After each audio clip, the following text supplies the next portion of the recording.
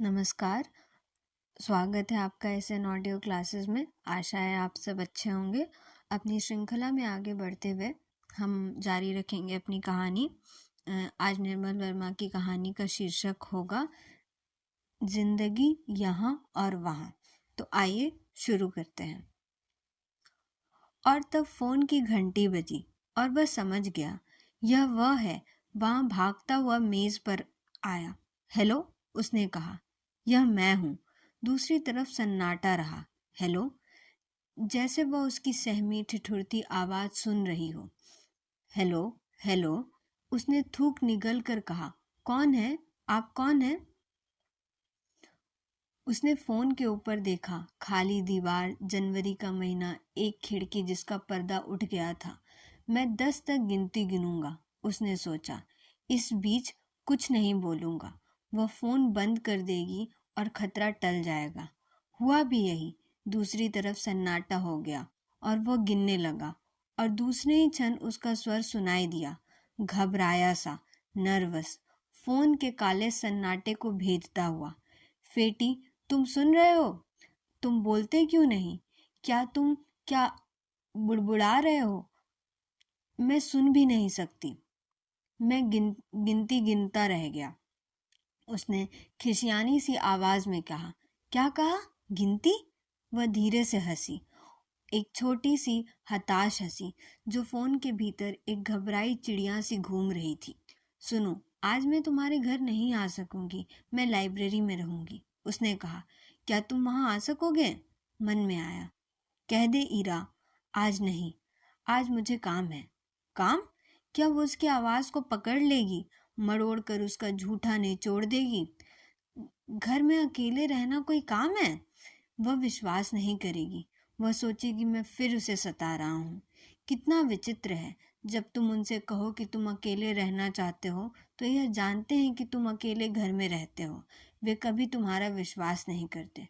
अगर तुम खाली हो तो खाली कैसे रह सकते हो? कोई फायदा नहीं।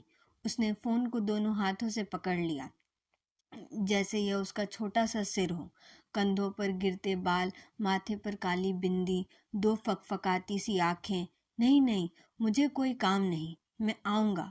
मुझे कैनॉट प्लेस में एक काम भी है, उसे निपटा कर सीधा चला आऊंगा। क्या कहा? जरा ऊंचा बोलो। मैं कुछ भी नहीं सुन सकता। मैं दिन भर लाइब्रेरी में रहूंगी। उसकी आवाज सहसा बहुत धीमी पड़ गई, जैसे घूमती चिड़िया बहुत थक गई हो, निढाल सी पसर गई हूँ। तुम किसी भी समय आ सकते हो। मुझे एक क्षण वह झिझकी। मुझे तुमसे कुछ काम है। मुझे? पर वह चुप हो गई।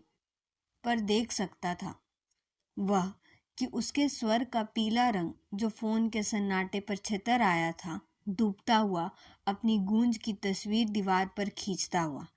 क्या तुम अब भी वहां हो? पता नहीं वह क्या सोचती होगी। वह पूछती नहीं थी, वह देखती भी नहीं थी। वह बीच का रास्ता निकाल लेती थी, देखने और पूछने के बीच, जिसे वह जानना कहते हैं। किंतु कभी कभी वह भूल जाती। वह सोचती वह उसके साथ है। अचानक लाल बत्ती जल जाती और वह ठिठक जाती। पीछे मुड़कर देखती तो वह कहीं दिखाई ना देता। बाद में जब वह उससे मिलती तो पूछने का साहस भी न कर पाती कि वह वहां गया था। वह दूसरे दिन फोन करती और वह घर में होता। उसके घर में रहना वह पक्की बात थी, एक ठोस चीज। इसमें कोई शक नहीं था कि वह फोन करेगी और वह घर में होगा। वह हमेशा कैनॉट प्लेस के गलियारे में एक पब्लिक बूथ से फोन करती थी। वह डायल घुमाती थी और घंटी बजने लगती थी। वह बूथ के शीशे के बाहर देखने लगती।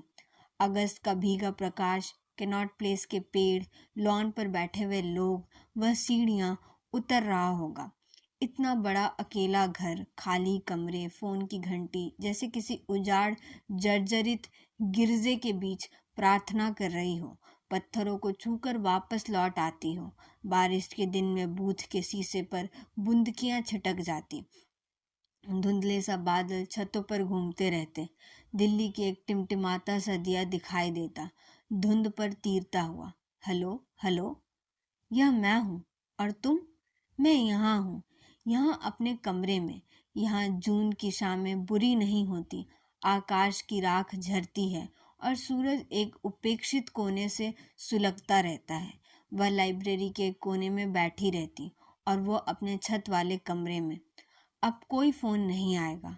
वह निश्चिंत होकर बैठ जाता, कमरे में अंधेरा कर लेता, पंख की हवा के समूचे पीड़ा को पसीने के साथ बहा देता।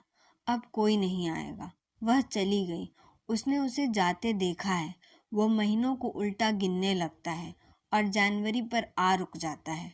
हमेशा एक ही महीने, जैसे बेगाटेल की गोली चारों तरफ टकराकर बार बार एक ही सुराख में घुस जाती हो। वे सर्दियों के दिन थे और वह बाहर अंधेरे में खड़ा था। उसके कमरे की बत्ती जल रही थी। वह ठिठुर रहा था। वह नींद नहीं है, वह एक दूसरा समय है, नींद की तरह छाहदार। वह झाड़ियों के पीछे खड़ा है, उसके कमरे को देख रहा है। वही नींबू की झाड़ी और एक छोटा सा लॉन खाली है और उजाड़। वहां अब कोई नहीं रहता। विश्वास नहीं होता मैं वो आदमी हूँ जो 4 महीने पहले था। उसके घर के बाहर अंधेरे में खड़ा था। फैटी तुम हो? वही हो? सच? तुम वही हो और बिल्कुल नहीं बदले। मैं वही हूँ जो 35 साल पहले इस दुनिया में आया था। यदि वे जीवित होते तो एकदम से उसे पहचान जाते। यदि तुम बरसों बाद घर लौट कर आओ तो वे एकदम पहचान लेते। पर वे यही नहीं जानते तुम कहाँ से लौट कर आए हो। वे कभी सोच भी नहीं सकते कि इतनी यातना सहकर उन्होंने जिसे जन्म दिया है वह बड़ा होकर इतनी यातना बर्दाश्त कर सकता है। इसलिए वे चले जाते हैं, अपने बच्चों से पहले ही उठ जाते हैं, खत्म हो जाते हैं, मर जाते हैं। और बच्चे, उन्हें कोई जल्दी नहीं। एक खाली मकान और अंतहीन समय, मैं उनमें हूँ। मैं बचा रह गया हूँ। मुझे कोई जल्दी नहीं। शुरू में ऐसा नहीं था। वह हमेशा जल्दी में रहता। वह जब अकेले दिखाई देता तो भी लगता जैसे कोई उसके साथ है, एक कुत्ते की तरह उसके पीछे घिसटता जा रहा है। वह कभी अचानक बीच सड़क पर खड़ा हो जाता है, जैसे उसने किसी को देख लिया हो। पेड़ के नीचे कोई अद्भुत सा कीड़ा, धूप में नहाती कोई तितली, या कोई ट्यून पियानो से बाहर आती हुई, जिसे सुनकर वह बंगले के दीवार से सट जाता, मुस्कुराने लगता। और तब मुझे अजीब सा भ्रम होता कि वह उन अकेले लोगों में है जो अकेला होने पर भी सारी दुनिया साथ लेकर चलते हैं। मुझे कभी कभी तीव्र सी आकांक्षा होती कि एक बार मैं दीवार पर चढ़कर नीचे वहां उसके अकेलेपन में झांक कर देख सकूं।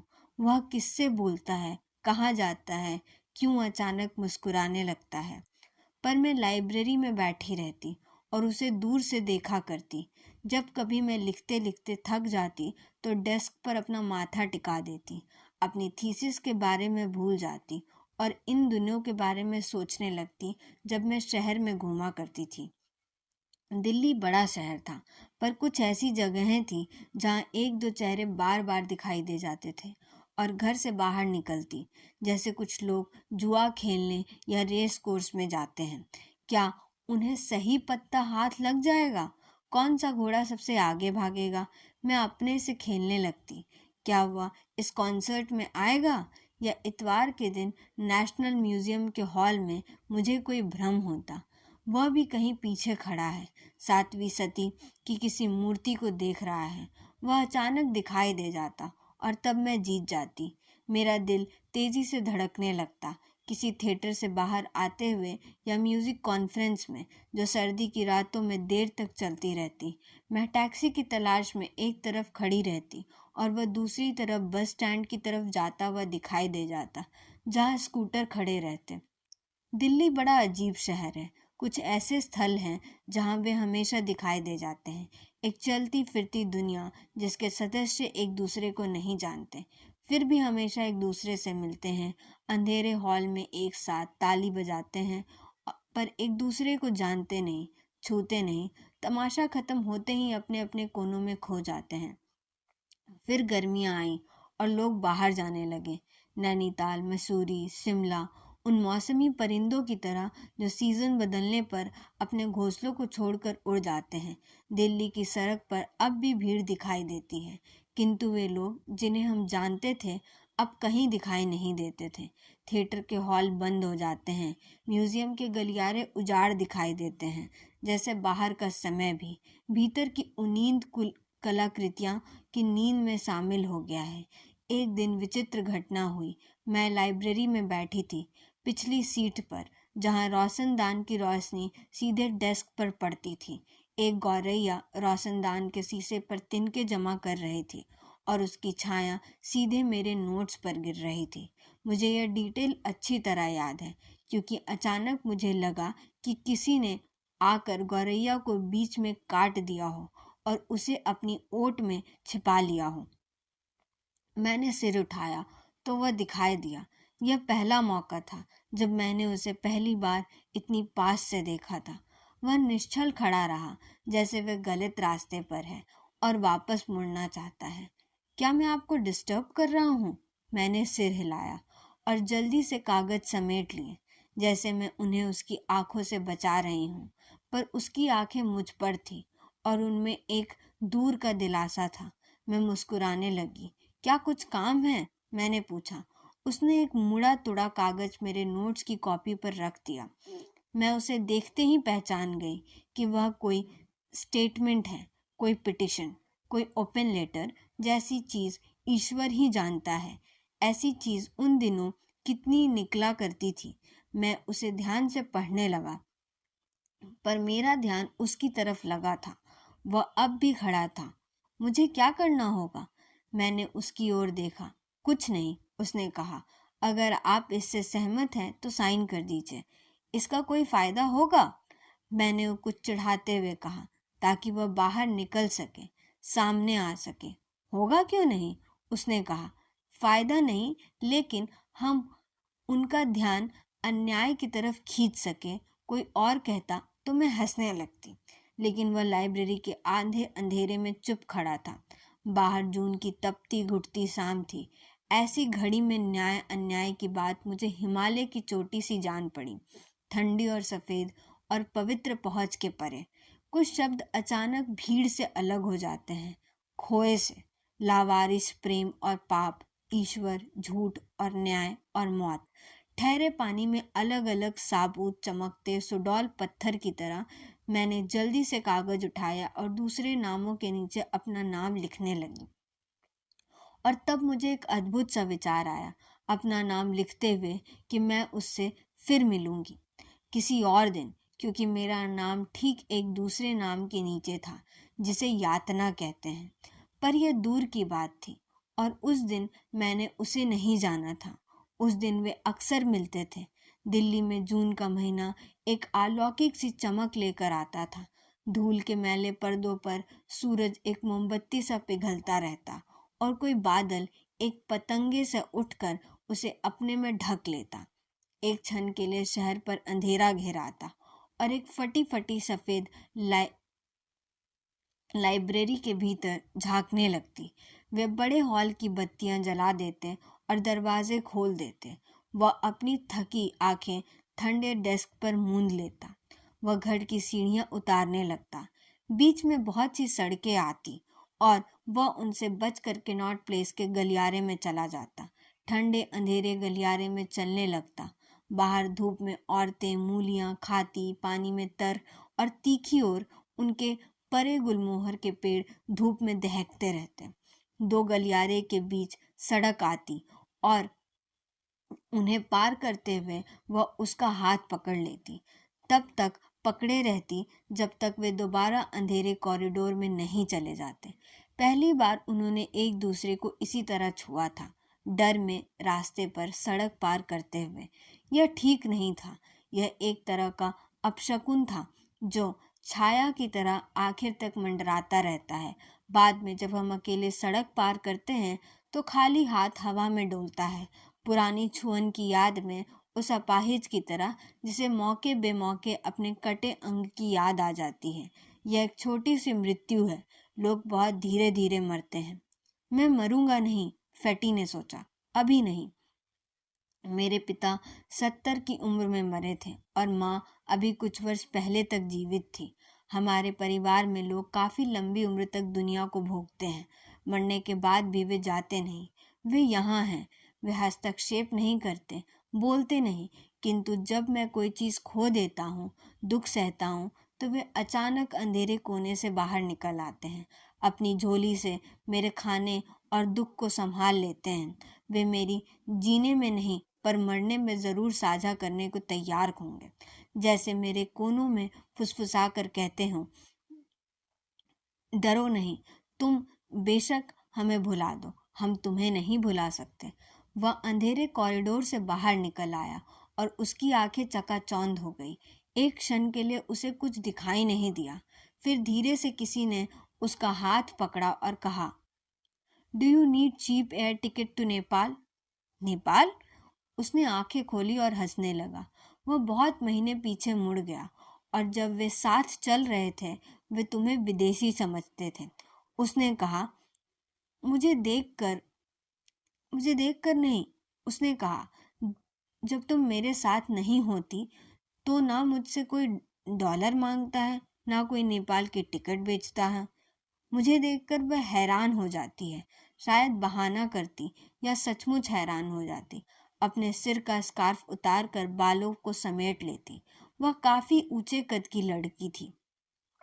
ऐनक के पीछे आंखें डरी हुई उत्सुकता से भरी रहती। कंधे पर थैला लटकता रहता और उसमें एक नीली फाइल, लंबे फुलस्केप कागज और लाइब्रेरी की किताबें ठूसी रहती। ईश्वर ही जानता है उस थैले में क्या भरा रहता। तुमने ले क्यों नहीं लिया? उसने हंसी में आंखें ऊपर उठाई। इतने सस्ते में नेपाल घूम सकते हो। सुनो, हम अगली गर्मियों में जा सकते हैं। उसने खुशी की रो में कहा। अगली गर्मियों में? उसने स्वर में हल्का सा विस्मय था। वे थीसिस के आखिरी दिन थे और वह न सर्दियों के बारे में सोचती थी न गर्मियों के। लाइब्रेरी से घर और घर से लाइब्रेरी, यह कितनी छोटी दुनिया थी और कितनी बड़ी। इनके बीच नेपाल एक स्वप्न सा जान पड़ता था, और उस क्षण कैनॉट प्लेस के अंधेरे कॉरिडोर में चलते हुए उसे अजीब सा सुख हुआ कि वह जा सकती है, इस दुनिया से बाहर निकल सकती है। सुख? क्या कोई ऐसी चीज है जिस पर उंगली रख कर कहा जा सके यह सुख है, यह तृप्ति है? फैटी एक खंबे के सहारे खड़ा हो गया। बाहर कैनॉट प्लेस का फव्वारा दिल्ली के अनार की तरह लग रहा था। तितरी धूप में सफेद फुहार ऊपर उठ रही थी, नीचे गिर रही थी। नहीं, सुख होता नहीं, सिर्फ याद किया जा सकता है। अपनी यातना में जब तुम्हें अचानक पता चलता है यह जून है, वह जनवरी था। तुमने सोचा था उसके चले जाने के बाद तुम इस शहर में नहीं रहोगे, पर तुम जीवित हो और सांस ले रहे हो। आदमी की खाल कितनी पक्की होती है, सब कुछ बर्दाश्त कर लेती है। पानी में डूबकर एक कुत्ते की तरह बाहर आ जाती है, और एक बारगी अपनी देह झिंझोड़ कर सब कुछ झाड़ देता है। पानी का अंधेरा कितनी देर याद रह सकता है? वह स्टेट्समैन की बिल्डिंग के सामने चला गया। वह खड़ा हो गया, लाल बत्ती और हरी बत्ती में बदलने की प्रतीक्षा में। ऊपर तोतों का झुंड उड़ा जा रहा था, कर्जन रोड के पेड़ों से उड़कर मिंटो रोड के ब्रिज के ऊपर, हवा में एक लहर की तरह उठता हुआ। एक बार ऊपर रेल जा रही थी और वे नीचे थे। वे नीचे बस में बैठे थे, ऊपर मिंटो रोड का पुल था। तुमने कुछ मांगा? उसने उत्सुकता से मेरी ओर देखा। इस वक्त तुम जो कुछ मांगोगे वह मिल जाएगा। मैं हंसने लगा। मुझे नहीं मालूम था वह इन चीजों में विश्वास करती है। जल्दी मांगो वरना रेल गुजर जाएगी। एक क्षण के लिए हम दोनों चुप बैठे रहे और बस पुल के बाहर से निकल गई। वह बारिश की शाम थी और एक अवसन्न सा उजाला उसके चेहरे पर गिर रहा था। बोलो, तुमने क्या मांगा? उसने मुझे देखा इतनी उदास आंखों से। मैंने मुंह मोड़ लिया और बस की खिड़की से बाहर देखने लगा। उस शाम मिंटो रोड ब्रिज के नीचे जब ऊपर रेल गुजर रही थी, उन दोनों ने एक ही इच्छा मांगी थी, एक दूसरे से अलग होने की। वे जितना ज्यादा एक दूसरे को चाहते उतनी ही एक दूसरे से छुटकारा पाने के लिए तड़पते थे। जैसे चाहना कोई पाप हो, कोई बुरा स्वप्न। और तब हरी बत्ती हुई और वह सड़क पार करने लगे और कर्जन रोड के पीले धूल से सने पेड़ों के नीचे चला आया। उनके नीचे चलते हुए उसे अचानक याद आया कि जीसस ने कहा था कि जिसके पास है उसे और भी दिया जाएगा, और जिसके पास कुछ नहीं उसे वह भी ले लिया जाएगा जो कुछ उसके पास है। पता नहीं इसका क्या मतलब था। मैं अभी जाऊंगा और उनसे यही पूछूंगा। और तब मेरे भीतर एक धुंधली सी तस्वीर खिंच आती है। वह लाइब्रेरी के एक कोने में बैठी होगी, अपनी रिसर्च की कॉपियों में डूबी होगी। वह सोच रही होगी, अब मैं नहीं आऊँगा। वह दोबारा फ़ोन करेगी और घरों में कोई नहीं होगा। घर में सूने कमरे में फ़ोन की घंटी बेमतलब चीखती रहेगी, क्योंकि मैं यहाँ हूँ, कर्जन रोड के पेड़ों के नीचे। ऊपर तोतों का झुंड शाम की धूप में मिंटो ब्रिज की तरफ जा रहा है, बाइबल का सिर्फ एक के वाक्य दोहराता हुआ, जिसके पास है और जिसके पास नहीं है। वह एक खेल था। वे दोनों खेलते थे, खासकर उन दिनों जब वह बहुत थक जाती थी। लाइब्रेरी से सीधे आकर उसके कमरे में लेट जाती थी। वह अपने कमरे के दरवाजे खोल देता। नीचे के कमरों में सन्नाटा रहता और वे बंद रहते थे। सिर्फ छत खुली रहती। जून का अंधेरा छोटे छोटे टुकड़ों में आता। हर टुकड़े पर ढेर से तारे बिछे रहते। वे उन्हें दरवाजे पर सरकता हुआ देखते रहते। वह एक खेल था, जादू और चमत्कार, जहाँ वे दोनों बिना एक शब्द भी बोले एक दूसरे की इच्छा भाप लेते। कुछ लोग इसे टेलीपैथी कहते हैं, जब दो लोग अलग अलग व्यक्ति एक ही घड़ी में एक ही बात सोच लेते हैं। वे जब उसके कमरे में आते थे तो वह अंधेरे में आंखें मूंद कर लेटी रहती थी, थकी और निढाल। वह हीटर पर पानी उबालने रख देता और फिर उसके पास आकर बैठ जाता। दोनों अंधेरे में एक दूसरे की सांसें सुनने लगते। सुनो, उसने सिर उठाकर कहा, मैंने कभी तुम्हारे फादर को नहीं देखा। तुम्हें मालूम नहीं वे मर गए? मुझे मालूम है, उसने कहा, पर तुमने कभी उनकी फोटो भी नहीं दिखाई। वह उठ बैठी और खेल शुरू हो जाता। वह काफी विचित्र खेल था, क्योंकि कुछ देर के लिए हम एक दूसरे को बिल्कुल भूल जाते थे। इस समय से छूटकर एक दूसरे में चले जाते थे, जहाँ मेरा घर धीरे धीरे जागने लगता। बंद कमरों के दरवाजे खुल जाते, जैसे वह एक म्यूजियम हो। मैं गाइड हूँ और वह चुपचाप आंखें फाड़ते हुए हर चीज को देखने लगती। मैं एक अलमारी खोलता, फिर दूसरी। पता नहीं वो फोटो कहाँ थी और 30 साल पहले ली गई थी। उसे ढूंढते हुए दूसरी चीजें बाहर आ जाती। मैं उन्हें छिपाने की कोशिश करता और वह मेरे हाथ हटा देती। मुझे याद है, वह माँ की नथ बहुत ध्यान से देखा करती। मैं उससे नफरत करता था, क्योंकि उसने माँ की समूची नाक छील डाली थी। अलमारी के दूसरे कोने में मेरे पिता के नकली दांत रखे थे। मैंने उन्हें संभाल कर रखा था, उसी ग्लास में जिससे वे उन्हें उतार कर रखते थे। दांतों के बीच अब भी डबल रोटी के टुकड़े, कुछ टुकड़े फंसे थे जो उन्होंने पिछली रात खाए थे, मरने से एक रात पहले। उसने पूछा। वह मेरे पीछे खड़ी थी। उसका हाथ मेरे कंधे पर था, जैसे वो मुझे बचाने की कोशिश कर रही हो, पर मैं बचाव के बाहर था। मैं बरसों से उस घर में अकेला रह रहा था। मैं उसके कोनों कोनों को जानता था। मुझे किसी बचाव की जरूरत नहीं थी। यह पलंग देखती हो, यह बिस्तर, उसने कहा। वे यहाँ लेटते थे। मैं ऊपर सोता था, वहां बरसाती में, जहां तुम आती हो। मैं उसके पीछे चलती गई। वह एक लंबा हॉल था। कोने में एक तिपाई रखी थी, पीछे कपड़ों की वार्डरोब। उसने खिड़की खोली और तब अचानक रोशनी का सैलाब भीतर चला गया, जैसे बरसों से बाहर जमा हो, भीतर आने की प्रतीक्षा में। रोशनी भीतर बिस्तर पर आ रही थी। एक उठा हुआ तकिया, 2 कंबल, बीच में एक गद्दा, जैसे कोई वहां लेटा हो, अभी अभी बाहर गया था। यह उनका बिस्तर था। मैंने उसकी ओर देखा और तब मेरा दिल जोर से धड़कने लगा। मुझे लगा जैसे मैंने किसी प्रेत को देखा है। कोने में खड़ा हुआ, मुस्कुराता हुआ। तब मुझे अचानक याद आया, वह सड़क पर चलता हुआ इसी तरह मुस्कुराता था, अपने आप अकेले में, जैसे उसने किसी अदृश्य चीज को देखा हो। भीतर की दुनिया से बाहर आते हुए वह ठिठक जाता। वह खुद अपने से बोलने लगता। फैंटी, मैंने उसका कंधा हिलाया। उसने मेरी ओर देखा, जैसे मैं कोई शीशे की दीवार हूं और वह मेरे भीतर गुजर कर मेरे पार देख रहा है। हाँ, वे यहीं मरे थे, उसने कहा।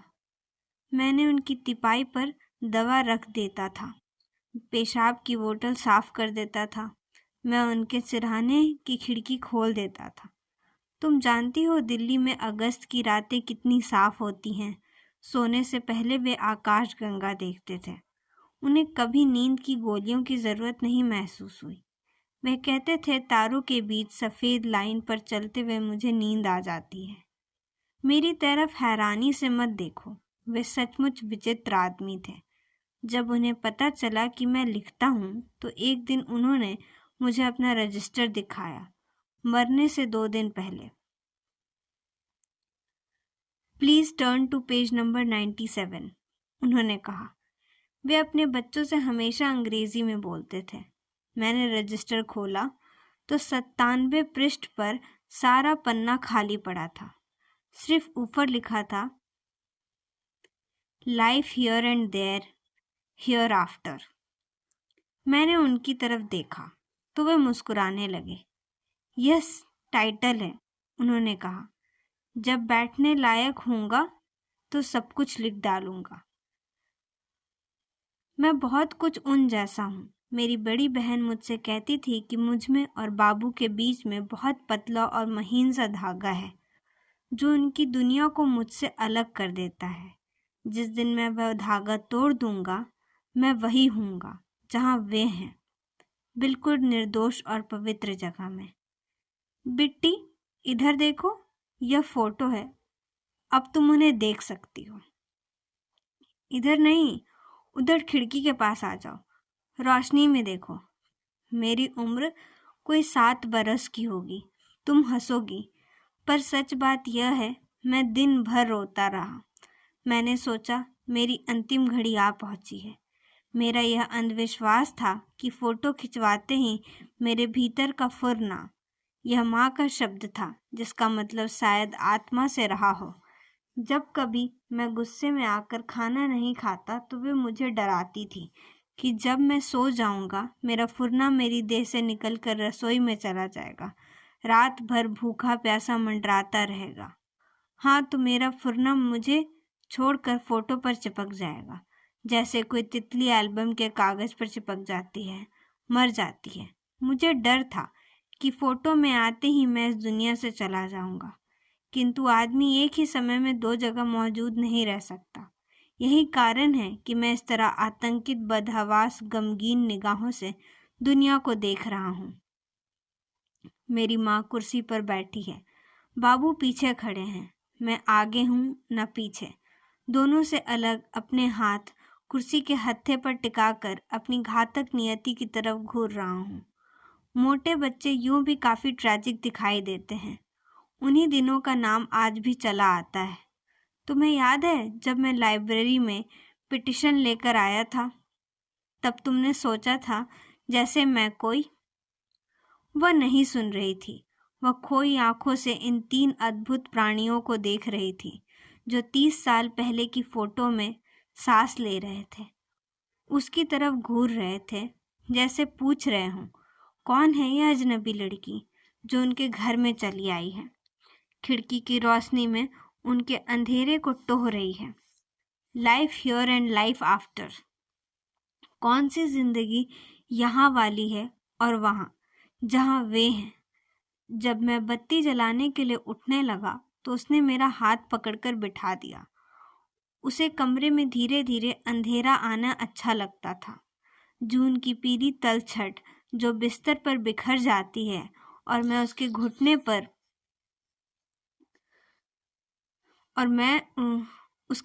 पर सिर टिकाकर लेट जाता हूँ।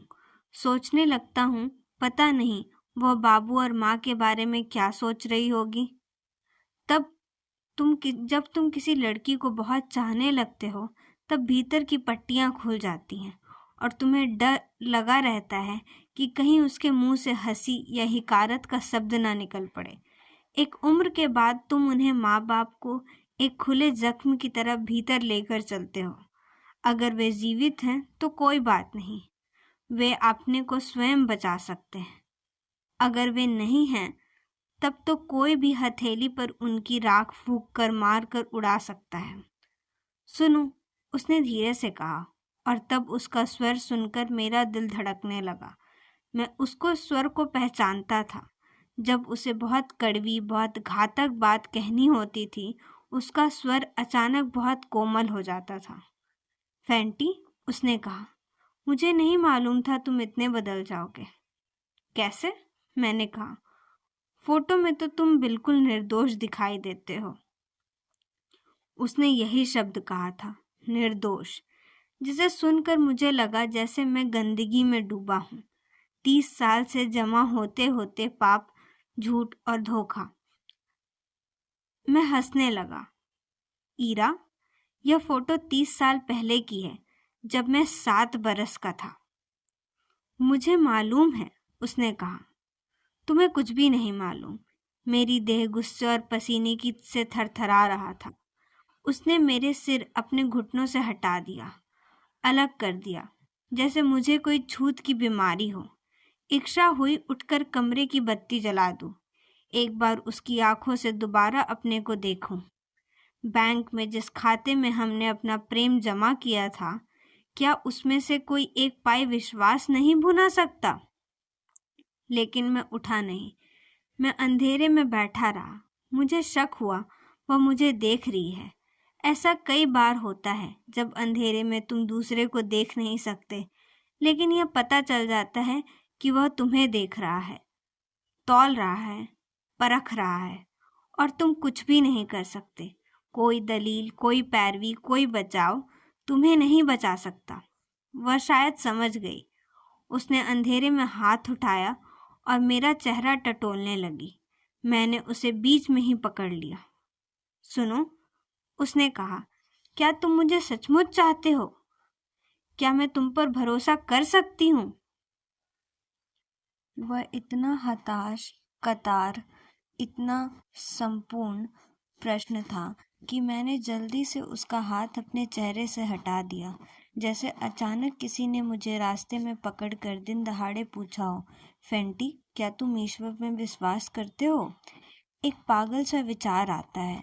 अगर इसका कोई जवाब नहीं है तो तुम जी नहीं रहे हो। तुम बहुत साल पहले मर गए थे जब तुम्हारा फोटो खींचा गया था। तुम्हारा फुरना कहीं है और है, तुम्हें यह भी मालूम नहीं।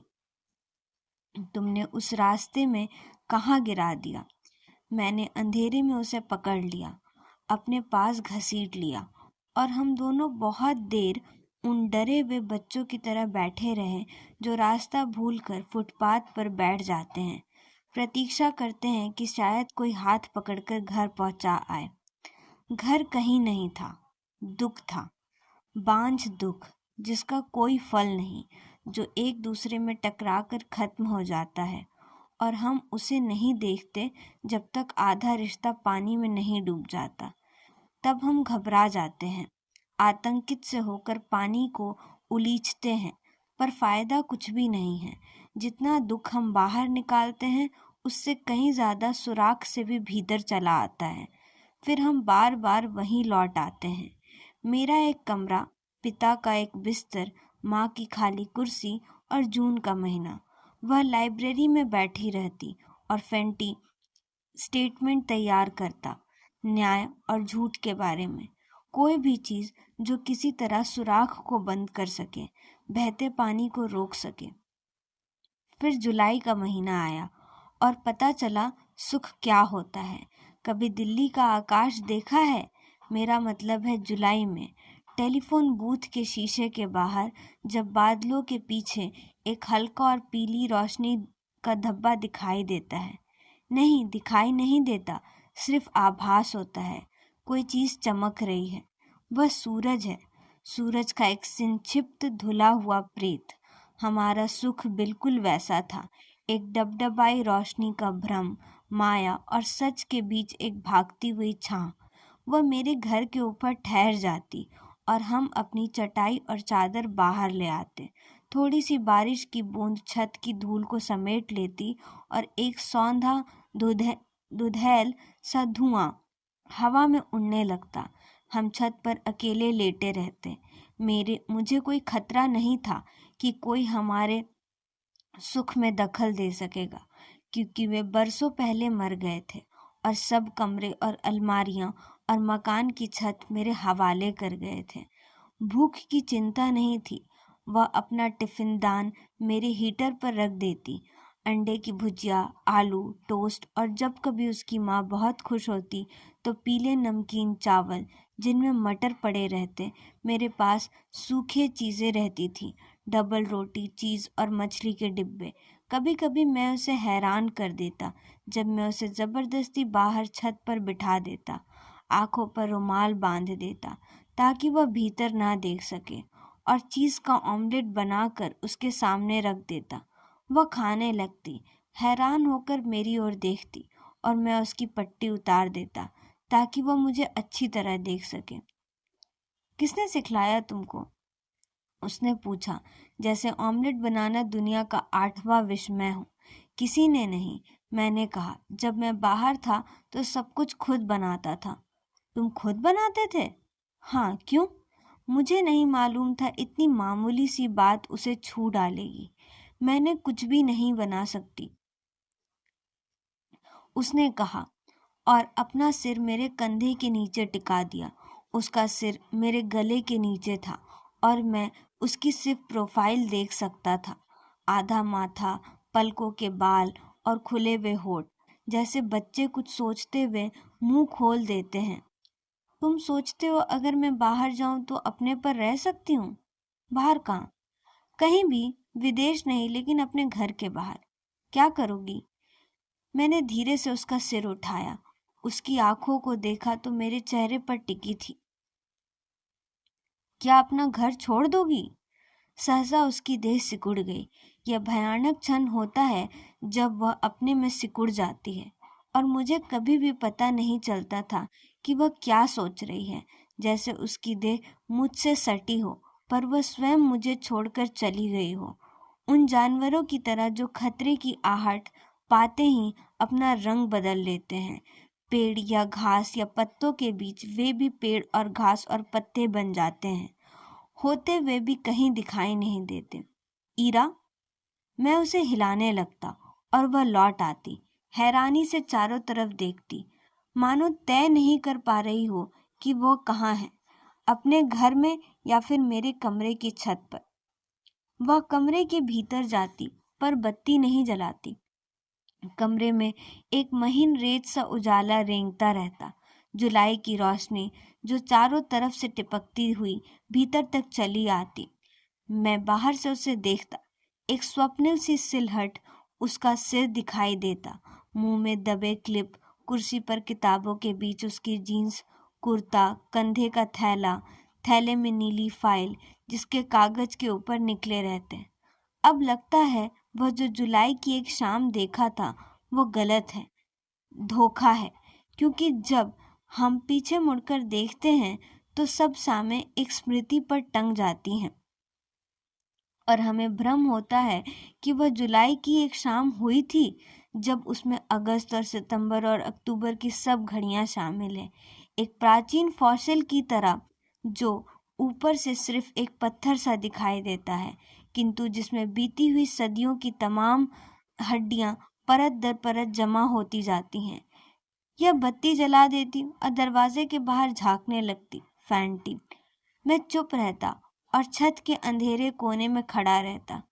फैंटी, वह दोबारा बुलाती और कोई उत्तर ना पाकर बाहर आ जाती।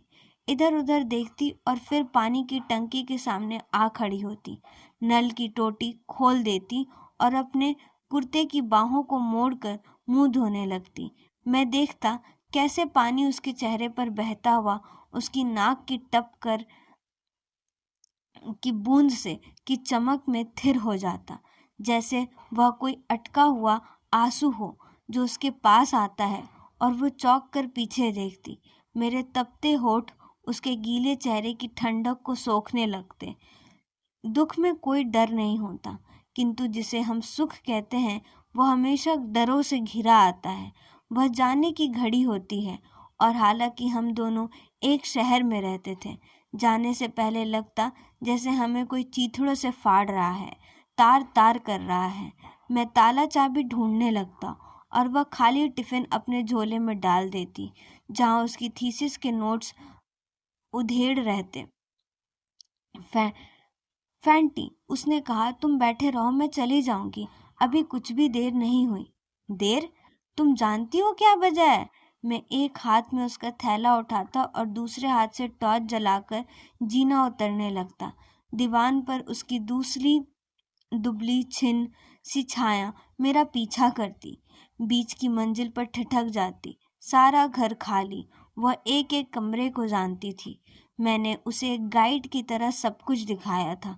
वह कमरा जहाँ बड़ी बहन की शादी से पहले रहती थी, दाईं तरफ वह कमरा जहाँ मेरे बाबू मरे थे, पीछे वाली खिड़की जहाँ से आकाश गंगा दिखाई देती थी, और वह कुर्सी खाली और फटीचर एक आर्म चेयर। वह सीढ़ियों पर खड़ी थी, सफेद और स्तब्ध। बरामदे की रोशनी उसके बालों पर गिर रही थी। वह हमेशा बाहर जाते हुए उस कुर्सी को देखा करती थी जो बीच छज्जे पर पड़ी रहती। तुम्हें याद है? वह धीमे स्वर में पूछती। हाँ, मैं कहता, मैं यहीं खड़ा था। वे उसी कुर्सी पर बैठी थी। उनके अंतिम शब्द क्या थे? कौन से अंतिम शब्द? मैंने उसकी ओर देखा। जब तुम जा रहे थे, उसने कहा। मैंने तुम्हें कितनी बार बताया है? मैंने कहा। मैं दोबारा सुनना चाहती हूँ। तुम बाहर जा रहे थे, वह बरामदे में बैठी तुम्हें ताक रही थी। उसने कहा, जैसे वह कोई स्वप्न देख रही हो। टिकट के बारे में, मैंने कहा। उन्होंने पूछा, मैंने अपना टिकट जेब में रखा है या वॉलेट में। उन्हें हमेशा यह डर लगा रहता था कि मैं अपना टिकट खो दूंगा। एक क्षण वह खाली कुर्सी को देखती रही, और तुमने उन्हें ही खो दिया। वे बहुत बूढ़ी थीं, मैंने कहा। उन्हें कुछ भी याद नहीं रहता था। फेंटी, उसका स्वर थरथरा सा गया। वे अकेले घर में मरी थी। मैंने उसकी ओर देखा। आंखें एक विस्मयकारी आतंक में खुली थी। कहीं एक आईना है। लंबे पेड़ों से घिरी विक्टोरिया स्ट्रीट के बीच में एक छोटा सा पार्क, खेलते हुए बच्चों और ऊपर घूमते हुए बादल, लंदन का पीला आलोक। बेंच पर मैं बैठा हूँ, हाथों में एक केबल लिए, एक लाल कागज का टुकड़ा जिस पर 5 काले शब्द बाहर झांक रहे हैं। Mother died without any pain. और मैं शब्द को बार बार दोहरा रहा हूँ। Without pain, without any pain. उस तिब्बती भिक्षुक की तरह जो प्रार्थना का पहिया घुमाता हुआ एक ऐसे दाने पर पहुंच जाता है जहाँ कोई सत्य है, कोई ईश्वर, कोई शून्यतम सूनापन, एक विस्मय लोक, वंडरलैंड, जिसके भीतर एलिस ने झांका होगा, देखा होगा कोई दरवाजा दूसरी दुनिया को जाता है। अकेले में, हाँ अकेले में, मैंने कहा, लेकिन बिना किसी कष्ट के, विदाउट एनी पेन। उन्होंने आखिरी वक्त कोई दुख नहीं देखा। ईरा, इनके आखिरी दिन अकेले में बीते, पर सुख में बीते। और तब मुझे लगा वह रो रही है, थर थर काँप रही है। मैं उसे छूने के लिए आगे बढ़ता और मुझे ठेल देती। दीवार से सट कर त्रस्त निगाहों से मुझे देखने लगती, अजीब नफरत में। नफरत भी साधारण नहीं, बल्कि ऐसी जिसमें एक ठंडा पथरीला तिरस्कार छिपा रहता। तुम यहाँ क्या कर रहे हो फैंटी? वह धीरे से कहती। तुम यह घर बेच क्यों नहीं देते? वह कहती, यह तुम्हारे पिता का घर है और तुम इससे जोक की तरह चिपके हो। वह धीरे धीरे उस फोड़े के आसपास नाखून घुमाने लगती जिसमें टीस का घर था, एक पीली फूली हुई गुठली जिसे वह निचोड़ने लगती। जाते क्यों नहीं? इसलिए तुम यहाँ सुरक्षित हो। आंसुओं के बीच हंसने लगती, पुचकारने लगती। और फैंटी, डियर फैंटी, डियर डियर फैंटी। अब वह सीधा उसकी सुई तले होता एक अधमरा जीव जिसका धड़ कुचला जाता, किंतु पूंछ दीवार पर अपने को पटकती रहती। उसकी पीड़ा दुबक कर किसी कोने में भाग जाती। अलमारी में रखे बाबू के दांत, माँ की नथ, वह उनके पीछे छिप जाता। पोएट्री की किताबें, स्टेटमेंट, रिकॉर्ड, अपने को बचाने के लिए उसने कितनी चीजें जमा कर रखी थी, किंतु वह उसे लकड़ी के बाहर निकालती, जैसे हम छिपकली किसी छुछुंदर को अंधेरे सुरक्षित कोने से बाहर निकालते हैं। दुनिया के क्रूर उजाले में दीवार के कोने से दूसरे कोने में भागते हुए, तिलमिलाते हुए, हाफते हुए वह बाहर आ गई। बाहर जहाँ जुलाई का अंधेरा दिल्ली की छतों पर अटका था, वह स्कूटर लेती और उसके घर से दूर भागने लगती। कैनॉट प्लेस, इंडिया गेट, पुराना किला, सब एक एक करके गुजर जाते। ऊपर सिर्फ बादल होते और छितरे हुए तारे, जो जुलाई की रातों में धुले हुए बटनों से चमकते थे। ना कोई पुल, ना रेलगाड़ी जिसके नीचे मैं कोई इच्छा मांग सकती। उसने चाबी बाहर निकाली, गेट का ताला खोला और भीतर चली गई। छोटा सा लॉन, नींबू के पेड़ और ईंटों की दीवारें, यह उसका घर था। वह कुछ देर अंधेरे में खड़ी रही। खिड़कियां खुली थी। पापा टेलीविजन देख रहे होंगे, माँ कपड़ों पर इस्त्री कर रही होगी। वे जान लेते थे, हाँ वह आ गई है, पर उसके कमरे में आने का साहस नहीं बटोर पाते थे। वह रसोई में जाकर टिफिन दान रखती, मुंह धोती और भागकर अपने कमरे में आ जाती। जल्दी से कोई रिकॉर्ड लगाती और बिना कपड़े बदले बिस्तर पर पसर जाती। बीच में समय बीतने लगता। अगस्त के खुले दिन और सितंबर का उदास आलोक झाड़ियों और घास और पेड़ पर अपना रंग बदलने लगता। वह अपनी थकी आंखों को तकिए पर भींच लेती। वह हॉल कमरे में आती, बिल्कुल दबे कदमों से। ऊपर पापा और माँ सो रहे होते। वह बत्ती भी नहीं जलाती। उसे फोन के सब नंबर मालूम थे और अंधेरे में वह डायल घुमाती और दूसरी तरफ घंटी सुनाई देती। वह सो रहा होगा। खाली घर के सन्नाटे में फोन की आवाज चीख रही होगी, हेलो हेलो। फैंटी का स्वर उसे चौंका देता। वह सुन्न सी खड़ी रहती, हेलो हेलो, और तब सन्नाटा हो जाता। वह रिसीवर रख देता और वह फोन पर धीरे से कहती, फैंटी, यह मैं हूँ। मैं सिर्फ तुम्हारी आवाज सुनना चाहती थी। वह नवंबर का महीना था और उसकी आवाज को दिल्ली की हवा पकड़ लेती और सड़क पर उड़ने लगती। चलते हुए लोग क्षण भर के लिए ठिठक जाते, कौन है ये फैंटी, वे सोचने लगते।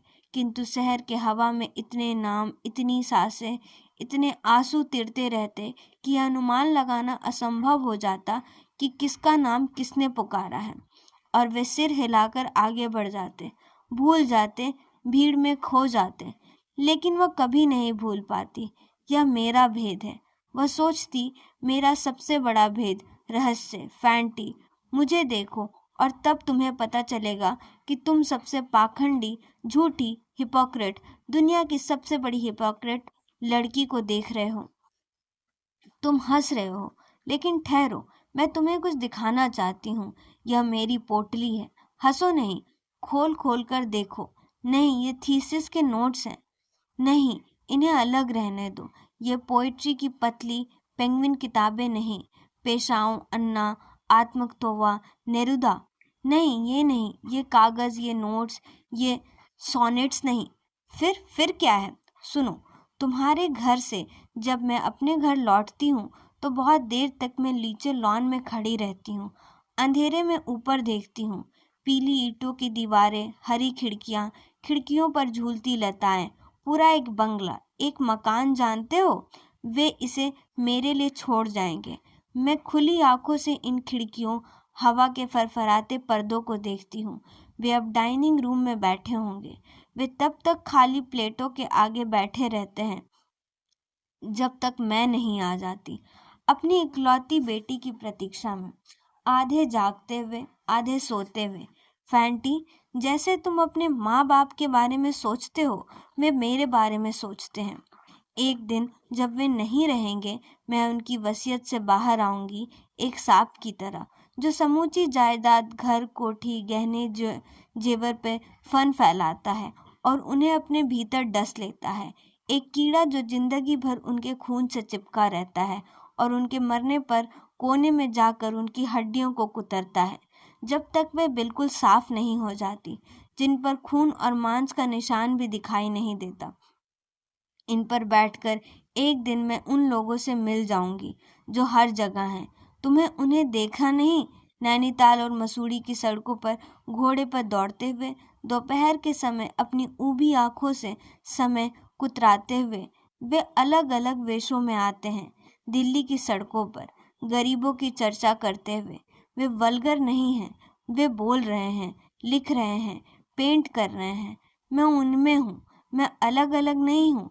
वे कितनी साफ, कितनी निर्दोष, कितनी चमकदार हड्डियों पर बैठे हैं। फैंटी, मैं उनमें हूँ, उनसे अलग नहीं हूँ। मैं सब देखती हूँ, बाग के उजले नीचे अंधेरे में। मैं भीगने लगता हूँ फैंटी, मैं चीखता हूँ। मैं भागते हुए गेट के पास आती हूँ, पर गेट का ताला बंद है और तुम बाहर सड़क पर हो, अपने घर लौट रहे हो। मैं अंधेरे में तुम्हें देखती हूँ और तब मुझे वह दोपहर याद आती है जब तुम लाइब्रेरी में आए थे। तुमने तुम एक स्टेटमेंट लाए थे।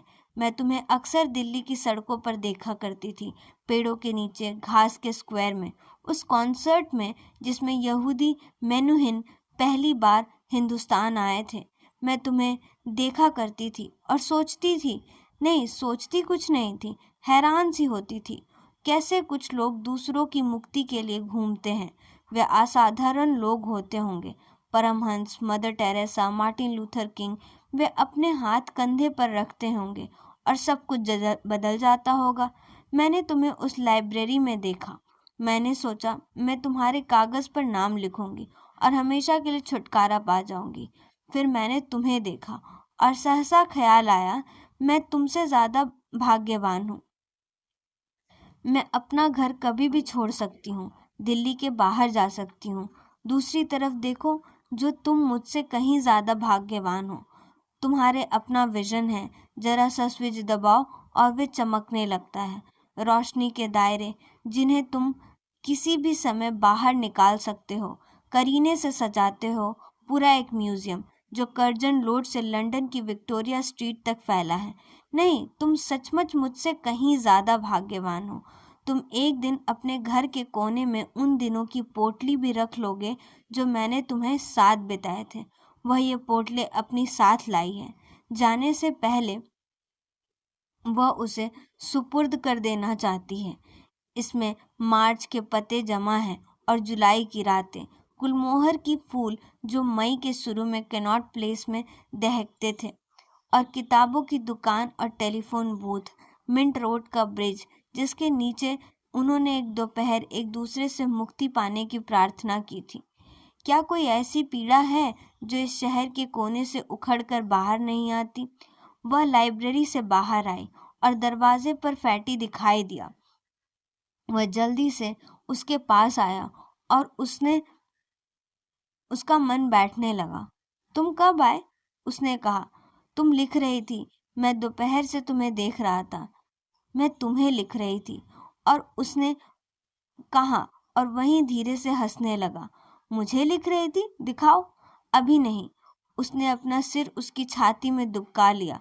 उससे उसको बहुत शांति मिलती थी, जैसे दिन भर की थकी मंदी चिड़िया अपने घोंसले में दुबक जाती है। क्या लिख रही थी? उसने उसके बालों पर अपना मुख रख दिया। एक भेद, उसने कहा, एक रहस्य, उसने कहा, एक मिस्ट्री। तुमने मुझे इसीलिए बुलाया था? उसने उसका चेहरा उठाया और तब वह हतप्रभ सा हो गया। उसकी आंखें चमक रही थी, जैसे वह रो रो कर उठी हो, बुखार में हो, नींद में चल रही हो। ईरा, उसने कहा। हिश, उसने कहा, उसके मुंह पर अपना हाथ रख दिया। चलो, उसने कहा। वे हमें देख रहे हैं। वे बाहर चले गए। कर्जन रोड की बत्तियां जनवरी की धुंध में जुगनुओं से टिमटिमा रही थीं। फैटी ने उसका थैला अपने कंधे पर लटका दिया। वह ध्यान से उसे देखने लगी, जैसे पहली बार उसे देखा था। छोटे पैरों में पेशावरी चप्पल, काली कॉर्डरॉय की पैंट, लंबा ढीला ब्राउन स्वेटर जो हमेशा नीचे से फट जाता था और वह उसे काले धागे से सी देती थी। स्कूटर लोगी? उसने पूछा। नहीं, पैदल चलेंगे। मैं तुमसे कुछ कहना चाहती हूँ। ईरा, क्या बात है? वह बीच सड़क पर ठिठक गया। वह चलती गई, सिर पर बंधा एक स्कार्फ, स्लेटी रंग का कुर्ता, माथे पर काली बिंदी। वह अपने भीतर की धड़कनों को समेट लेती है, जैसे कोई तैराक कूदने से पहले अपनी समूची देह को बटोर लेता है। यह क्षण है, उसने सोचा, यह मौका है। मैं अभी नहीं कूदी तो जिंदगी भर किनारे पर खड़ी रहूंगी। फैटी, उसने एक कदम आगे बढ़ाया, फिर दूसरा, फिर उसका स्वेटर पकड़ लिया। वह आगे बढ़ी और आंखें मूंद ली। अब वह हवा में थी, अब वो कूद रही थी। मैं दिल्ली छोड़ रही हूँ, उसने कहा। वह शांत थी, सब कुछ शांत था। वह जनवरी की शाम थी और वे चुपचाप चलते हुए इंडिया गेट के सामने खड़े हो गए थे। कब? उसने पूछा। कहाँ जाओगी? वह खड़ी हो गई। धुंध के बीच एक लौ जल रही थी, किसी अज्ञात सैनिक की याद में जो पहली लड़ाई में मरा था। मैंने अभी कुछ नहीं सोचा, उसने कहा। हिंदुस्तान बहुत बड़ा है। और वह धीरे से हंसने लगी। उसका हाथ पकड़ लिया। फैटी, उसने कहा, मैं कहीं भी जा सकती हूँ। घर छोड़ दोगी? एक क्षण वह सूनी सड़क पर ठिठक गई। याद आया, इस घड़ी माँ अपने कमरे में इस्त्री कर रही होगी, खाने की मेज पर 3 प्लेटें होंगी, पापा टेलीविजन देख रहे होंगे। मैं इन्हें छोड़ रही हूँ, घर नहीं, उनका पैसा नहीं। मैं कहीं भी हूँ, भूखी नहीं मरूंगी। मैं सेफ हूँ। Safety first. एक घोर असीम हताशा से उसने इंडिया गेट को देखा। हल्की चांदनी में वह रात एक ढूह जान पड़ता था। चारों तरफ लंबी घास, हवा में हिलते पेड़। फैंटी, उसने कहा, मेरी एक बात मानोगे? क्या ईरा? उसने बहुत धीमे स्वर में कहा। वह रुक गई। तुम कभी अपना घर नहीं छोड़ोगे? लेकिन उस दिन उसने विस्मय से उसकी ओर देखा। तुम मुझे बाहर आने को कह रही थी। बाहर? बाहर दुनिया में? मुझे मालूम है। उसने सिर हिलाया। फैटी के माथे पर बिखरे बालों को ऊपर उठा दिया। तब मैं नहीं जानती थी कि वे तुम में रहते हैं, वे घर में हैं। वे कौन? फैटी ने हिचकते हुए कहा। ईरा, वे कब के मर गए। मर गए? वे धीरे से हंसने लगे। बरामदे में रखे कुर्सी, बिस्तर के पीछे आकाश, मिल्की वे। वे वहां हैं। वे हमेशा वहां रहेंगे। फैटी, मुझे देखो। और उसने अपना चेहरा ऊपर उठाया। एक सांस ऊपर आई। उसने झटके से उसे अपने पास खींच लिया। पीली चांदनी में उसकी आंखें ऊपर उठी और उसने कहा, क्या मैं जीवित हूँ? धुंध ऊपर उठी और पेड़ सरसराने लगे। रात की हवा सब कुछ असंभव जान पड़। जीना, मरना, घर छोड़ना। फैटी, उसने कहा, तुम फादर का एक रजिस्टर था। वह कुछ लिखना चाहते थे, तुम्हें याद है? फैटी ने ऊपर देखा। धुंध के परे तारे छिटक आए थे। एक महीन सा आलोक पेड़ों की फुनगियों पर बिखरा था। Life here and here after. लेकिन क्या दोनों एक साथ एक ही दुनिया में नहीं है? लेकिन यहाँ और वहाँ वे हमारे साथ जी रहे हैं। हम उनके मरने में शामिल हैं। वे उसके घर के सामने खड़े थे। फाटक खुला था। दोनों तरफ इक्लिप्टस के पेड़ थे। बीच में बजरी की सड़क, एक नींबू की झाड़ी। फैटी, तुम्हें याद है क्या बिट्टी? कभी कभी वह उसे बहुत प्यार में बिट्टी कहा करता था। एक निसहाय सी बच्ची जो उसका हाथ पकड़कर दिल्ली की सड़कें लांघा करती थी। क्या याद है? उसने पूछा और तब देखा ईरा फाटक का पल्ला पकड़ रही है, भीतर अंधेरे में झांक रही है। एक और बार कहो, उसने कहा। क्या? जो अभी कहा था। बिट्टी? उसने उसकी ओर देखा। आंखें उसके चेहरे को ढूंढने लगी। हम पिछली जनवरी में मिले थे। मैंने तुम्हें फोन किया था। तुम गिनती गिन रहे थे, पूरे 12 महीने। लॉन की भीगी धूमिल रोशनी में वह उसका चेहरा देखता रहा। तुम आज क्या लिख रही थी? उसने पूछा। लाइब्रेरी में। उसने फैटी के दोनों हाथों को अपने गालों में थाम लिया, जैसे माचिस की लौ को बचाने के लिए हम उसे हाथों से ढक लेते हैं और वह हवा में कांपती रहती, बुझने और जलने के बीच हिचकिचाती हुई। एक स्टेटमेंट, उसने कहा, एक प्रार्थना पत्र। फैटी, मैं अपने को लिख रही थी।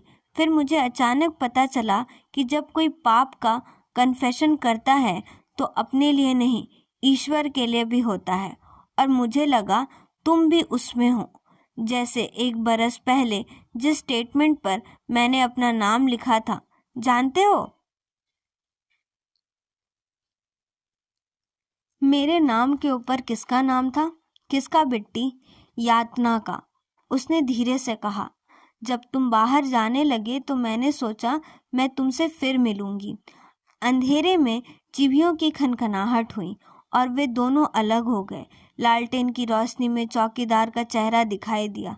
बीबी जी, गेट बंद करना होगा, उसने कहा और स्नेहपूर्ण नजर से फैटी को देखा। वह इन दोनों को अरसे से देखता आया है। फैटी ने उसका थैला कंधों से उतारा, थैला जिसमें हमेशा थीसिस की फाइलें, किताबें और सबसे नीचे कटोरे दान दबा रहता था। तुम आओगे? उसने चौकीदार से अपनी आवाज छिपाते हुए कहा। मैं तुम्हें देखूंगी। गेट बंद हुआ तो भी वो खड़ा रहा। बजरी की सड़क पर उसकी चप्पलों की चरमराहट सुनता रहा। फिर वह भागने लगा। बंगले के आहत के बाहर एक छोटी लेन थी, वहां से उसका कमरा दिखाई देता था। टेरेस पर एक रोशनी का द्वीप। घर लौटने से पहले वह हमेशा उसे देखा करता था। बहुत बरसों बाद वह मकान खाली हो गया। अब वहां कोई और लोग रहते थे, किंतु फैटी जब भी वहां से निकलता एक क्षण के लिए अंधेरी लेन पर खड़ा हो जाता, जैसे मुद्दत पहले खड़ा हो जाता था। वही हवा में झूमते इक्लिप्टस के पेड़, नींबू की झाड़ी, लॉन के ऊपर उसका कमरा। वह प्रतीक्षा करता, वह अब आई होगी, कमरे की बत्ती जलाई होगी, कोई रिकॉर्ड लगाकर बिस्तर पर लेट गई होगी। एक अलौकिक सी आवाज ईंटों के दीवार से कांच के टुकड़ों पर फिसलती, छिलती हुई उसके पास आती थी, उससे लिपट जाती थी, धीरे से फुसफुसाती थी। फैटी, मैं यहाँ हूँ, यहाँ हूँ, मैं यहाँ हूँ। तो ये थी निर्मल वर्मा की कहानी। उम्मीद है आपको पसंद आया होगा। धन्यवाद।